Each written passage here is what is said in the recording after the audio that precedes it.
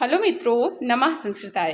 मैं आराधना मिश्रा अपने YouTube channel Sanskrit आराधना से आप सभी मित्रों का स्वागत करती हूं। तो फ्रेंड्स, चलिए शुरू करते हैं प्रश्नों की सीरीज को, जो कि संस्कृत का मॉडल प्रश्न पत्र है और 2009 का, जो इसका मैंने 2 भाग कराया है। 125 प्रश्नों की सीरीज है, जिसमें बहुत ही अच्छे महत्वपूर्ण प्रश्न हैं और टीजीटी लेवल के लिए बहुत ही महत्वपूर्ण है। और भी जितने एग्जाम होते हैं संस्कृत से संबंधित, वह भी प्रश्न के लिए बहुत ही महत्वपूर्ण प्रतियोगिता है। आप सभी मित्र देखिए, और जो भी मित्र चैनल को सब्सक्राइब नहीं किए हैं तो सब्सक्राइब भी जरूर कीजिए और वीडियो को लाइक करिए। तो शुरू करते हैं। यहाँ से महत्वपूर्ण प्रश्नों की सीरीज है, जो कि मैंने कल 67 प्रश्नों की सीरीज कराई थी जहाँ से, और आज चलिए देख लेते हैं 68 प्रश्नों से, जहाँ से मैंने कल छोड़ा था। तो इसका मैं थोड़े थोड़े भागों में प्रश्नोत्तरी करा रही हूँ, और जो कि एक एक मॉडल प्रश्न पत्र को सीरीज उठा रही हूँ और वहीं से आधे आधे भाग में थोड़ा थोड़ा करके प्रश्नोत्तरी करा रहे, ताकि जल्दी से यह प्रश्नोत्तरी अच्छे से संपूर्ण हो जाए। यहाँ शुरू करते हैं। महत्वपूर्ण प्रश्न है। तो हमारा पहला प्रश्न है आज का, माहेश्वर सूत्र में ह व्यंजन कितनी बार आया है? तो माहेश्वर सूत्र में ह व्यंजन कितनी बार आया है? 46, 13, 2, 14। तो इसमें जो कि संस्कृत मॉडल प्रश्न पत्र है, तो इसमें सारे प्रश्न सम्मिलित मिलेंगे, साहित्य के भी और व्याकरण के भी। तो जितनी टीजीटी में साहित्य है वहाँ के प्रश्न है, और जो भी बाबूराम सक्सेना का व्याकरण लगा है तो वह भी वहाँ के प्रश्न है।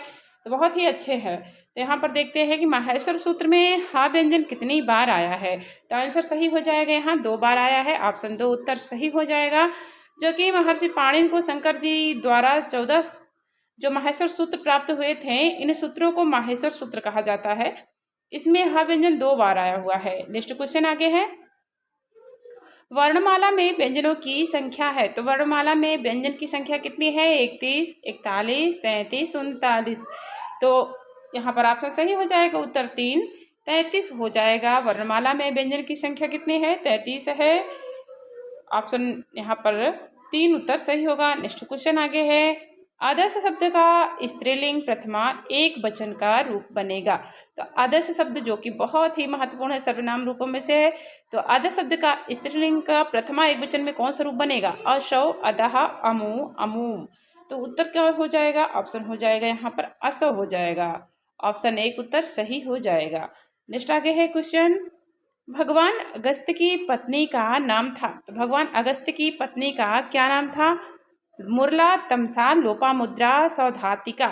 यह कहाँ वर्णन मिलता है? तो उत्तरामचरितम में इसका वर्णन मिलता है, जो कि भगवान अगस्त्य की पत्नी का नाम लोपामुद्रा था, और इसका उल्लेख जो है महाकवि भवभूत द्वारा रचित उत्तरामचरितम नाटक में किया गया है। नेक्स्ट है क्वेश्चन, आगे देख लेते हैं। यहाँ पर हाँ, लोपामुद्रा सही हो जाएगा। ऑप्शन 3 उत्तर सही होगा। नेक्स्ट है क्वेश्चन आगे, किसलयमिव मुग्धम बंधनात् विप्रलूनम हृदय कमल शोषी दारुणो दीर्घ शोषा। यहाँ पर किसलयमिव मुग्धम बंधनात् विप्रलूनम हृदय कमल शोषी दारुणो दीर्घ शोकः। तो यह प्रस्तुत श्लोक किस पुस्तक से उद्धृत है? मेघदूतम, रघुवंशम, अभिज्ञान शाकुंतलम या उत्तरामचरितम। तो यहाँ पर 72 में उत्तर हो जाएगा। ऑप्शन 4 उत्तर सही होगा। उत्तरामचरितम का यह श्लोक है, बहुत ही अच्छा श्लोक है, जो कि इसको मुरला के द्वारा कहा गया है। यहाँ पर देख लेते हैं, जो कि यह 5 नंबर श्लोक है उत्तरामचरितम का, और भवभूत की रचना है। यह तृतीय अंग का 5वें नंबर श्लोक है, और इसका अर्थ होगा कि हृदय रूपी कमल को सुखाने वाला, मतलब हृदय कमल शोषी दारुणो दीर्घ शोका, मतलब हृदय रूपी, हृदय को क्या बता दिया है? कमल की समान इसकी उपमा दे दी गई है कि हृदय रूपी कमल को सुखाने वाला कठोर, यहाँ पर दारुणो दीर्घ शोक, दारुण मतलब कठोर और चिरस्थायी, दीर्घ मतलब जो लंबे समय तक ऐसा शोक जो कैसा है? किसलय में मुग्धम बंधनात् विप्रलूनम, मतलब कि यहाँ 9 पल्लों के जो डंठल से टूटे हुए मनोहर 9 पल्लो होते, जो कि शाखा होती है, डाल होती है, एक वृक्ष होता है, उसी शाखा जो डाल हुए, उसी डाल से सूख एकदम नए नए जो पत्ते निकलते हैं, वही 9 पल्लव जो होता है, उसी को 9 पल्लव कहते हैं। तो उसी के समान यहाँ अत्यंत पीत वर्ण तथा कृश जो है, पीत वर्ण का इसको बोला गया, सीता के शरीर की तुलना की गई है, यहाँ उपमा दी गई है किससे? 9 पल्लव, मतलब जो नए अंकुर वाले पल्ले होते हैं और सूख कर जो पीले होकर पेड़ से झड़ जाते हैं। तो 9 पल्लों की तुलना अत्यंत पीत वर्ण तथा कृश, कृश मतलब दुबली, इस मतलब यहाँ पर सीता के लिए आया हुआ है, सीता के शरीर को मलिन बना देता है। किसलय में मुग्धम बंधनात् विप्रलूनम हृदय कमल शोषी दारुणो दीर्घ शोका, मतलब पूरा अर्थ हो जाएगा कि हृदय रूपी कमल को सुखाने वाला कठोर और चिरस्थायी शोक, ऐसा शोक है जो लंबे समय तक है, और कठोर है और कैसा है कि नौ पल्लों के समान डंठल से मतलब शाखा से टूटा हुआ है और मनोहर है। मनोहर भी लग रहे हैं। सीता यहाँ पर दुबली है लेकिन फिर भी मन को हरने वाली ऐसे दिख रही हैं, तो मनोहर है और कृष्ण हो गई हैं, पीत वर्ण की, मतलब उनका वर्ण कैसा हो गया, दुबराने के दुबली होने के कारण पीला हो गया है, शरीर का रंग पीला पड़ गया है। और कैसी है, नौ पल्लव, फिर भी वह आंखों को मनोहर लग रही हैं, ऐसा यहाँ पर बता रही है मुरला। कहाँ पर, उत्तरामचरितम तृतीय अंक के 5वें नंबर श्लोक है और उत्तरामचरितम का है। नेक्स्ट आगे है क्वेश्चन, ऋ वर्ण का उच्चारण स्थान है, तो ऋ वर्ण का उच्चारण स्थान कौन सा है, कंठ, दंत, तालु, मूर्धा। तो 73 में उत्तर हो जाएगा यहाँ दंत हो जाएगा, तो यहाँ पर ऑप्शन हो जाएगा दंत। नेक्स्ट आगे है क्वेश्चन, देखते हैं, पावकः का संधि विच्छेद है, तो पावकः का संधि विच्छेद कौन सा सही हो जाएगा, पो प्लस अकहा, पाव प्लस अकहा, पाव प्लस अकहा, पा प्लस आवका, आवक। तो यहाँ पर 74 में उत्तर हो जाएगा पाव प्लस अकहा हो जाएगा ऑप्शन, यहाँ पर 3 उत्तर सही हो जाएगा, जो कि एचो अयावाह सूत्र द्वारा पाव प्लस अकह से पावकः रूप सूत्र यहाँ सिद्ध होता है।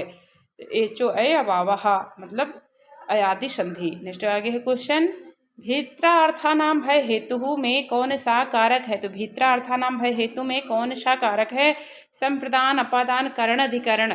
तो यहाँ पर ऑप्शन कौन सा सही हो जाएगा, तो उत्तर 4 में सही हो, यहाँ पर 75 में ऑप्शन 4 उत्तर सही हो जाएगा, अधिकरण हो जाएगा, नहीं यहाँ पर अधिकरण नहीं होगा, तो यहाँ पर ऑप्शन हो जाएगा अपादान, भीत्रार्थानाम भय हेतु में अपादान हो जाएगा, जो कि यह सूत्र अपादान कारक का है और इस सूत्र से भीत्रार्थानाम में पंचमी विभक्ति का प्रयोग हो गया है, तो यहाँ पंचमी विभक्ति का अपादान कारक हो जाएगा। नेक्स्ट आगे है क्वेश्चन, उपसर्ग धातु के साथ कहाँ आता है, तो उपसर्ग धातु के साथ कहाँ आता है, पहले पीछे, आगे पीछे दोनों तरफ लगता है या लग ही नहीं सकता। तो उपसर्ग जो है धातु के कहाँ आता है, पहले आता है, यहाँ पर पहले उपसर्ग लगता है। और अगर प्रत्यय की बात करें तो प्रत्यय कहाँ लगता है, पीछे लगता है। प्रत्यय क्या होता है, पीछे लगता है, अक्सर प्रत्यय आपका पीछे ही लगेगा, उपसर्ग आगे लगता है, प्रत्यय पीछे से लगता है। यहाँ पर ऑप्शन 1 उत्तर सही हो जाएगा। नेक्स्ट आगे है क्वेश्चन, देख लेते हैं, हनुमते नमः, हनुमते नमः, हनुमते किस विभक्ति का रूप है, तो यहाँ पर हनुमते पूछा है, किस विभक्ति का रूप हो जाएगा, चतुर्थी, तृतीया, पंचमी, सप्तमी। तो हनुमते नमः, जो कि इस वाक्य के में हनुमते में नमः स्वस्ति स्वाहा स्वधा वषट, हाँ नमः स्वस्ति स्वाहा स्वधा अलम वषट योगाच, इस सूत्र के द्वारा संप्रदान संज्ञा होकर चतुर्थी विभक्ति का प्रयोग हुआ है, तो हनुमते में चतुर्थी विभक्ति हो जाएगी, ऑप्शन 1 उत्तर सही हो जाएगा। नेक्स्ट है क्वेश्चन, लट लकार किस काल का बोधक है, तो लट लकार पूछा है किस काल का बोधक है, भविष्य, वर्तमान, भूत या इनमें से सही। तो ऑप्शन 2 उत्तर सही हो जाएगा, लट लकार वर्तमान काल का बोधक है। आगे है नेक्स्ट क्वेश्चन, देखते हैं, तिलक मंजरी के लेखक हैं, तो तिलक मंजरी के लेखक कौन है, भास भट्ट, नारायण, कल्हड़, धनपाल। तो किसकी रचना है तिलक मंजरी, यहाँ पर ऑप्शन हो जाएगा धनपाल। तिलक मंजरी के लेखक कौन है, धनपाल हो जाएंगे, जो कि यहाँ पर देखते हैं तो कल्हड़ ने राज तरंगड़ी की रचना की थी और भास ने स्वप्नवासो दत्तम की रचना की थी। तो यहाँ पर ऑप्शन 4 उत्तर सही होगा। नेक्स्ट है आगे क्वेश्चन, कादम्बरी में किसके 3 जन्मों का वर्णन मिलता है, तो कादम्बरी में किसके 3 जन्मों का वर्णन है, तारापीठ, चंद्रापीठ का पिंजल या पुंडरी। तो उत्तर हो जाएगा यहाँ पर 2 चंद्रापीठ हो जाएगा, जिसके 3 वर्णों का 3 जन्मों का वर्णन मिलता है। साथ साथ 3 कथाएं एक साथ चलती हैं लगभग। यहाँ पर वैशंपायन का भी 3 जन्म हुआ था, लेकिन नायक के रूप में चंद्रापीठ है, तो चंद्रापीठ ही मुख्य माने जाएंगे। तो उत्तर यहाँ पर हो जाएगा, यहाँ 2 ऑप्शन सही होगा, जो कि कादम्बरी में यहाँ चंद्रापीठ के 3 जन्मों का वर्णन है। और चंद्रापीठ है अपने प्रथम जन्म में चंद्रमा था, द्वितीय जन्म में चंद्रापीठ तथा तीसरे जन्म में शूद्रक था। नेक्स्ट है आगे क्वेश्चन, रामः पुस्तकम पठति का कर्मवाच्य में क्या वाक्य बनेगा, तो रामः पुस्तकम पठति का कर्मवाच्य में वाक्य बनेगा, रामेण पुस्तकम पठेत, रामेण पुस्तकानि पठेते, रामेण पुस्तकम पठ्यते, रामेण पुस्तकम पठ्यन्ते। तो यहाँ पर 81 में ऑप्शन कौन सा सही हो जाएगा, तो उत्तर होगा रामेण पुस्तकम पठ्यते हो जाएगा, ऑप्शन 3 उत्तर सही हो जाएगा। और यह कर्मवाच्य में होकर यहाँ बनेगा रामेण पुस्तकम पठ्यते। नेक्स्ट क्वेश्चन आगे है, अर्थो हि कन्या परकीय एवं तामादि संप्रेष्य परिगृहीतुम यह वक्तव्य किसका है? अर्थो हि कन्या परिकीये वो तामाति संप्रेष परिगृहीतु।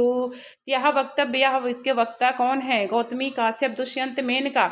यह काश्यप ही बोलते हैं। चतुर्थ अंक की शुक्ति है अभिज्ञान शाकुंतलम की, जो कि महाकवि कालिदास विरचित रचना है और विश्व प्रसिद्ध सर्वश्रेष्ठ नाटक के रूप में अभिज्ञान शाकुंतलम को माना गया है।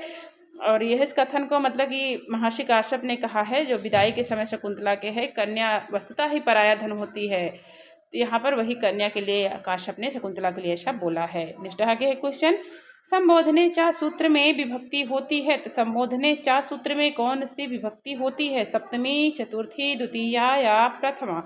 तो ऑप्शन यहाँ पर 4 उत्तर सही हो जाएगा। संबोधने चा सूत्र से प्रथमा विभक्ति होती है। नेक्स्ट क्वेश्चन आगे है, द्वादश पद में समास है, तो द्वादश पद में कौन सा समास है? बहुब्रीहि, तत्पुरुष, अव्ययी भाव समास, द्वंद्व समास। तो यहाँ द्वादश पद में समास हो जाएगा, द्वंद्व समास होगा। और इसका विग्रह देखा जाए तो विग्रह होगा दौ चा दस चा। विग्रह क्या बनेगा? दौ चा दस चा, इसका विग्रह होता है और इस पद में द्वंद्व समास है। नेक्स्ट क्वेश्चन आगे है, दो पादौ यशसः, दो पादौ यशसः किसका विग्रह है? द्विपादः, द्विपाद, द्विपदः, द्विपदी। दो पादौ यशसः 85 में उत्तर हो जाएगा यहाँ द्विपाद हो जाएगा दो पादौ यशसः, जिसमें यहाँ बहुव्रीहि समास हो जाएगा और विग्रह क्या है? दो पादौ यशसः, अर्थ होगा द्विपाद। नेक्स्ट आगे है क्वेश्चन, शिवराज विजय के कथानक के प्रारंभ का काल बने है, तो शिवराज विजय के कथानक के प्रारंभ का काल कहाँ से शुरू होता है? रात्रि, प्रातः, मध्याह्न, सायं। तो शिवराज विजय का जो है कथानक प्रातः काल से शुरू होता है, उत्तर 2 सही हो जाएगा। तो यहाँ पर जो कि पंडित अंबिका दत्त व्यास द्वारा रचित शिवराज विजयम नामक जो ऐतिहासिक उपन्यास है, इसके कथानक का प्रारंभ प्रातः काल से होता है। इसके प्रारंभ में ही कहा गया है, अरुण एस प्रकाशः भगवतो मारीच मालिनः, ऐसा यहाँ पर शुरुआत होती है। नेक्स्ट आगे है क्वेश्चन, चंद्रापीठ के पिता का नाम था, तो चंद्रापीठ के पिता का नाम क्या था? पुंडरीक, कपिंजल, तारापीठ या सुकनास? तो चंद्रापीठ के पिता का नाम था तारापीठ। ऑप्शन यहाँ 3 उत्तर सही हो जाएगा। नेक्स्ट है आगे क्वेश्चन, राज प्रकृति कैसी होती है? तो राज प्रकृति कैसी होती है? विह्वला, उज्ज्वला, निर्मला या सुलभा? तो 88 में उत्तर हो जाएगा विह्वला ही राज प्रकृति, जो कि यह महाकवि बाण भट्ट द्वारा रचित कादम्बरी के शुकनाशोपदेश के मुख्य भाग में राज प्रकृति को विह्वला कहा गया है। नेक्स्ट आगे है क्वेश्चन, चिकीर्षु किस धातु से बना है? तो चिकीर्षु किस धातु से बना है? ची, कृष, सु, क्री। 89 में ऑप्शन हो जाएगा क्री, 4 उत्तर सही होगा। चिकीर्षु क्री धातु से बना हुआ है। नेक्स्ट आगे है क्वेश्चन, उवाच किस लकार का रूप है? तो उवाच किस लकार का रूप है? लट, लिट, लंग, लिंग। तो 90 में ऑप्शन हो जाएगा लिट लकार का रूप बनेगा उवाच। ऑप्शन 2 उत्तर सही है। नेक्स्ट है क्वेश्चन, बनेचर किस वन में युधिष्ठिर के पास आया? तो बनेचर पूछे हैं किस वन में युधिष्ठिर के पास आया? जैतवन, द्वैतवन, दंडकार, विंध्याटवी। सभी को पता है बनेचर है द्वैतवन में आया था युधिष्ठिर के पास, जहाँ कुरु प्रदेश का समाचार लेकर बनेचर युधिष्ठिर के पास द्वैतवन में आया।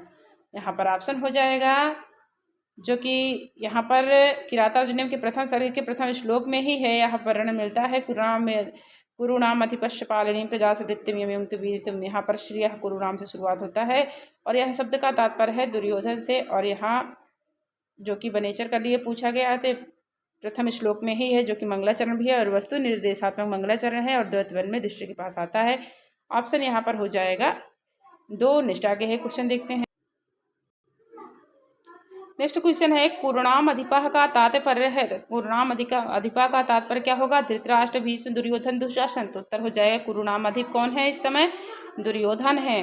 तो जो कि यह प्रथम सर्ग के प्रथम श्लोक में कुरुणाम अधिपः शब्द आया हुआ है और यहाँ पर दुर्योधन तात्पर्य हो जाएगा। नेक्स्ट है क्वेश्चन, महीभुजे में कौन सी विभक्ति है? तो महीभुजे में कौन सी विभक्ति है? प्रथमा, चतुर्थी, षष्ठी, सप्तमी।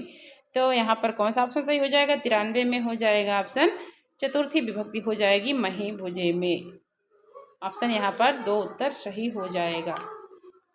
और नेक्स्ट का आगे है क्वेश्चन देखते हैं, विघाताय में कौन सी धातु है? तो विघाताय में कौन सी धातु है? धा धातु, हन धातु, तन धातु या धातु। तो विघाताय इसमें कौन सी धातु बनेगी? तो उत्तर हो जाएगा हन धातु हो जाएगा। ऑप्शन 2 उत्तर सही होगा। तो मित्रों, मैं यहाँ पे आपके 94 प्रश्नों की सीरीज कर रही हूँ पूरी, जो कि इसके आगे भी बहुत अच्छे प्रश्न है। मैंने बताया था कि 125 प्रश्नों की श्रृंखला है, जिसका मैंने छोटे छोटे भागों में इसको डिवाइड करके मैं करा रही हूँ। और प्रश्न जो कि मॉडल प्रश्न पत्र है, और इसी तरह के प्रश्न टीजीटी में आता भी है। हो सकता है कुछ कठिन कुछ सरल दोनों प्रकार के यहाँ पर प्रश्न मिलते हैं। जो कि मॉडल प्रश्न पत्र आया हुआ है 2009 का, तो यहाँ से मैं प्रश्नोत्तरी कर रहा हूँ, कुछ साथ में व्याख्या भी कर रही हूँ जो कि समझ में आ रहा है। तो आप सभी मित्र देखिए, और जो भी मित्र चैनल से यहाँ पर जुड़े नहीं हैं, इस चैनल को सब्सक्राइब जरूर कीजिए और वीडियो को लाइक करिए। पढ़ते रहे मित्रों, आपका दिन शुभ और मंगलमय हो, इसी कामना के साथ मित्रों, नमः संस्कृताय।